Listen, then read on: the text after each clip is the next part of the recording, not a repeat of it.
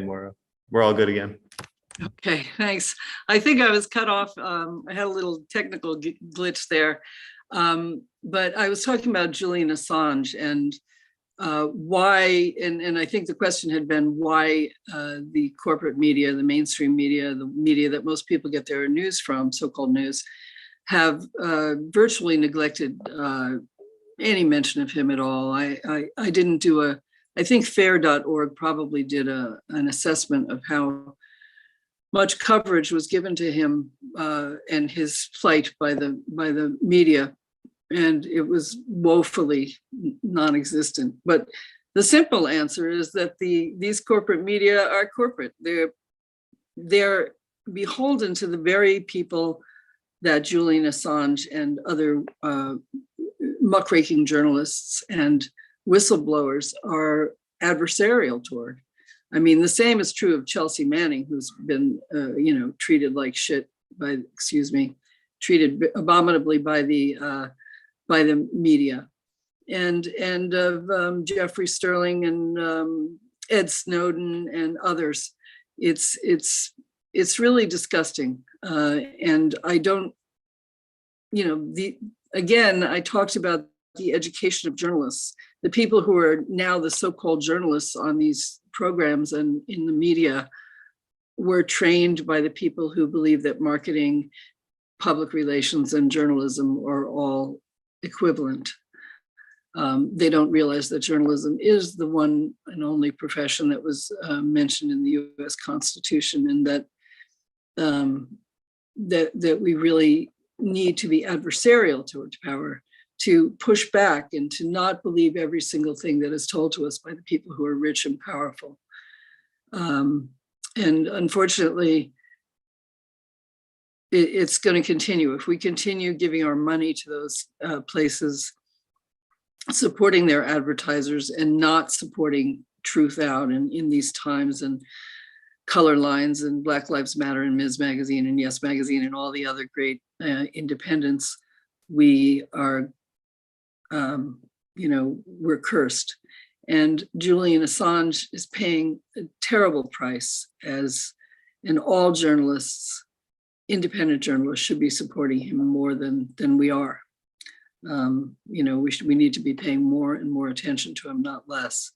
I mean, after 10 years, you kind of lose focus, but damn, we should have something in our media at least once a month, at least.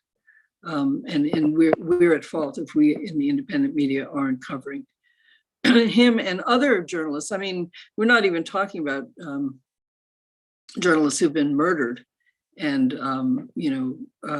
badly damaged in the United States and around the world. It's a very, very dangerous profession now, and just like activism, environmental activism has become incredibly dangerous, as has environmental journalism and other journalism that speaks truth to power. Sorry, I did it myself. I never say that. I don't speak truth to power because it doesn't mean squat. Speak truth about power. And also, we have got to stop. I'm sorry, I don't think I made this point earlier, but it's a really important one. We have to stop just reporting. We have to stop just saying the truth. We have to be outraged. We have to be alarmist, because damn it, if there was ever a time when alarmism was called for, it's now. So using hyperbolic language and sexy, as I said, sexy or lurid words in our headlines and grabbing attention that way is perfectly okay, because I am mocked in these journalism faculty circles by being an advocate or an activist, because jacktivism is not to be respected. We have to be objective, fair and balanced. Well, bullshit. We have to speak the truth. We have to stop allowing this he said stuff to go on. And we have to use the tools at our disposal, and we have to use the tools that are going to draw people into our discussions. I'm a member of System Change on Climate Change, the Eco-Socialist Network, and we have a number of points of unity. I didn't call myself an eco-socialist until 2 years ago. I didn't know really exactly what it meant. I grew up in a time when socialism was a bad thing and communism was the worst thing in the world. And, we had to be afraid of communists and socialists. They were evil. But then I started reading more, and I read the points of unity of system change, not climate change, and the light went off in my head. I've been an activist pretty much my whole life, environmental, racial justice, feminism, and everything related, but I never called myself that until I read these points of unity. And now I joined System Change, not Climate Change. I'm learning a lot from other people who are more educated about socialist issues than I am, but I realize I am a socialist. So I'm an eco-socialist, placing the earth and its inhabitants first in everything we do. It has to be first in everything we do. And, everybody's got to be a climate activist, got to be a social justice activist. We have to put our energies, and of all our energies that we put into activism on the things that we're passionate about, we have to take at least 10% of that activism and put it toward free speech. And that means removing corporate free speech, because corporations, no matter what the Supreme Court ruled, are not persons, and they shouldn't have the rights of persons. So, I think that's really critical that we put at least 10% of our activist energies. So that is, if we're spending 10 hours a week on activism of some kind, take one of those hours and work with freespeechforpeople.org or move to amend.org or one of the other organizations that's working toward that end. Because that's part of the journalistic fight. I hope that answered.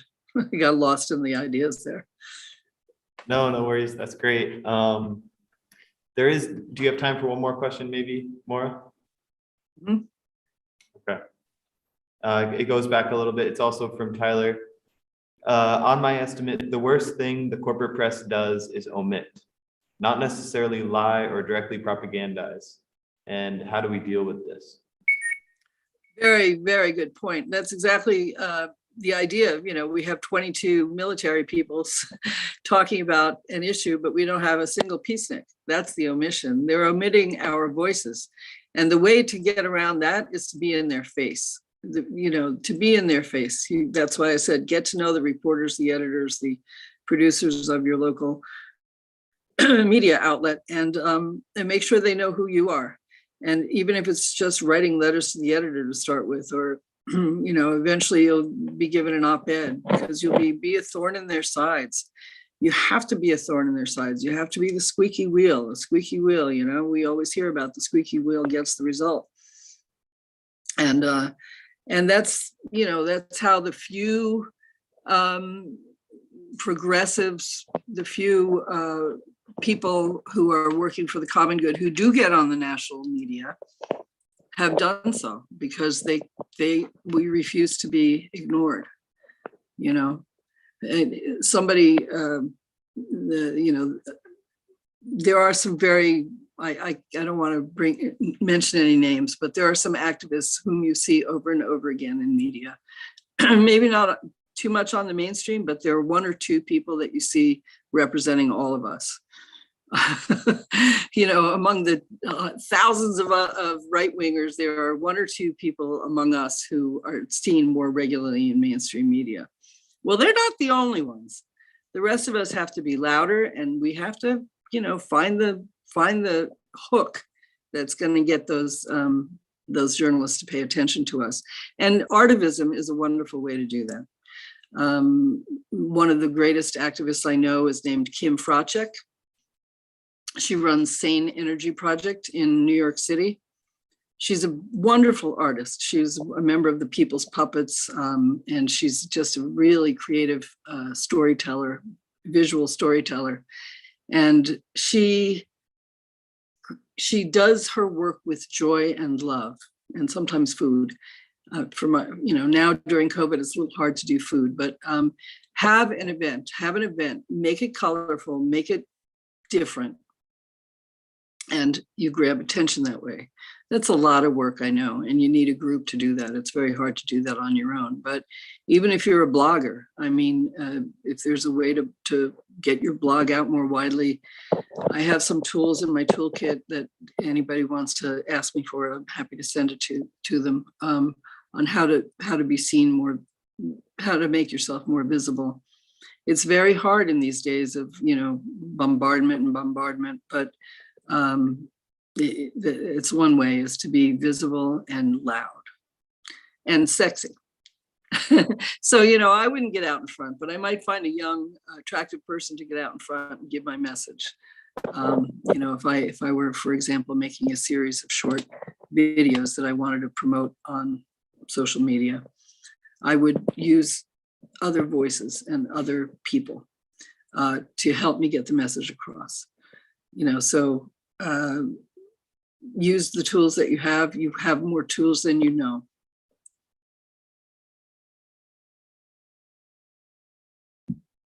That's great, Maura.